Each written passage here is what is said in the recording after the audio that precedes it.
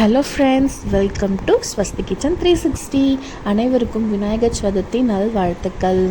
விநாயகர் சதுர்த்தி அன்னைக்கு ஒரு நாள் ஃபுல்லாக எப்படி போச்சு அப்படின்றது தான் இந்த vlog.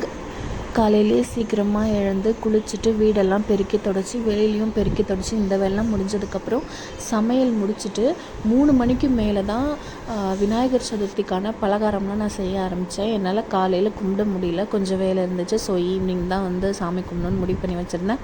ஃப்ரைடு மோதகம் தான் பண்ணியிருந்தேன். ரொம்ப ஈஸி, பட் என்னால் வீடியோ எடுக்க முடியல. இன்னொரு நாள் டைம் கிடச்சதுன்னா கண்டிப்பாக இதுக்கான வீடியோஸ் நான் எப்படி பண்ணேன் அப்படிங்கிறத வீடியோலாம் நான் போடுறேன். ஃப்ரைடு மோதகம், அப்புறம் அரிசி மாவில் கொழுக்கட்டை எப்படி செய்வோமோ அச்சு வச்சு உள்ளே ஸ்டஃப்டு வச்சு அதே மாதிரி நான் ராகி மாவில் செஞ்சுருந்தேன். அப்புறம் உருளி டிசைன், உருளி ஃப்ளவர் டெக்கரேஷன் எப்போவுமே இது வந்து நான் செய்கிறது தான். இந்த தடவை கொஞ்சம் வித்தியாசமாக ட்ரை பண்ணியிருந்தேன். ரொம்ப ரொம்ப எனக்கு பிடிச்சிருந்தது. பெரிய உருளியில் பன்னீர் ரோஸ் அந்த இதழ்கள் போட்டுட்டு நடுவில் ஒரு ஸ்டாண்டு வச்சு சின்ன உருளியை வந்து எப்பயும் போல் ஃப்ளவர் டெக்கரேஷன் பண்ணிவிட்டு அந்த ஸ்டாண்டு மேலே இந்த சின்ன உருளியை வைக்கும்போது பார்க்கவே ரொம்ப அழகாக இருந்தது. எனக்கு ரொம்ப பிடிச்சிருந்தது.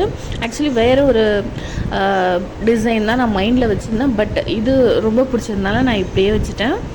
இந்த 2 உருளிக்கும் நடுவில் இருக்க கேப்பில் தான் நான் வந்து காமாட்சி அம்மா வேலைக்கு ஏற்றிருந்தேன். அது எனக்கு ரொம்ப பிடிச்சிருந்தது, பார்க்கவும் டிஃப்ரெண்ட்டாக இருந்தது. இந்த ஒரு சின்ன கோலம் தான் நான் வாசலில் போட்டிருந்தேன். அடுத்து வந்து விநாயகரை டெக்கரேட் பண்ண ஆரம்பித்தேன். போன வருஷம் வாங்கின அதே விநாயகர், அதே கொடை, எல்லாம் அதே தான். பட் அலங்காரம் மட்டும் கொஞ்சம் புதுசாக இருந்தது. நம்ம செய்த பலகாரம் எல்லாம் நெய்வேத்தியத்துக்கு வச்சுட்டு உருளி டிசைன் பண்ணியிருந்தோம். அதுவும் நடுவில் வச்சுட்டு என்கிட்ட ஆப்பிள் தான் இருந்துச்சு, அதனால் அந்த ஃப்ரூட்ஸையும் ஒரு தட்டில் வச்சுட்டு விளக்குலாம் கரெக்டாக அரேஞ்ச் பண்ணி வச்சுட்டு சாமிக்கு பூ, அந்த பஞ்சு மாலை எல்லாம் பண்ணிவிட்டு விளக்கேற்றி சாம்பிராணி காமிச்சு மங்களார்த்தி காமிச்சு கற்பூரம் ஏற்றி மங்களார்த்தி காமிச்சிட்டு எல்லாம் நெய்வேத்தியம்லாம் வச்சுட்டு 108 போற்றி பூ போட்டு சுவாமிக்கு வந்து பூஜை பண்ணிவிட்டு சாமிக்கிட்ட உட்காந்து மனசார வேண்டிட்டு அன்றைய நாள் ரொம்ப ரொம்ப ரொம்ப நல்லா போச்சு. கொழுக்கட்டெல்லாம் பண்ணி முடிக்க கிட்டத்தட்ட 5 மணி ஆயிடுச்சு. அலங்காரம்லாம் பண்ணி முடிச்சுட்டு 6 மணி 6:30க்கு சாமி கும்பிட்டு முடிச்சுட்டு அப்புறம் தான் நம்ம டேஸ்ட் பண்ணி பார்த்தோம். பிரசாதம்லாம் சூப்பராக இருந்தது, ரொம்ப நல்லா இருந்து. பக்கத்து வீட்லேயும் கொடுத்தோம். அதுக்கப்புறம் ஃபோட்டோஸ்லாம் எடுக்க ஆரம்பித்தேன். இந்த மாதிரிலாம் டிசைனாக ஃபோட்டோலாம் எடுத்தேன். நைட்டு 11 மணி இருக்கும். அப்போ வந்து விநாயகர் ஊர்வலம் வந்தார். நல்ல வான வேடிக்கை, வெடி சத்தமாக சண்டை மேளம், நாதஸ்வரம் மேளம் சத்தத்தோட விநாயகர் ஊர்வலம் வந்திருந்தார். பார்க்கவே கண்கொள்ளா காட்சியாக இருந்தது. ரொம்ப அழகாக இருந்தார்.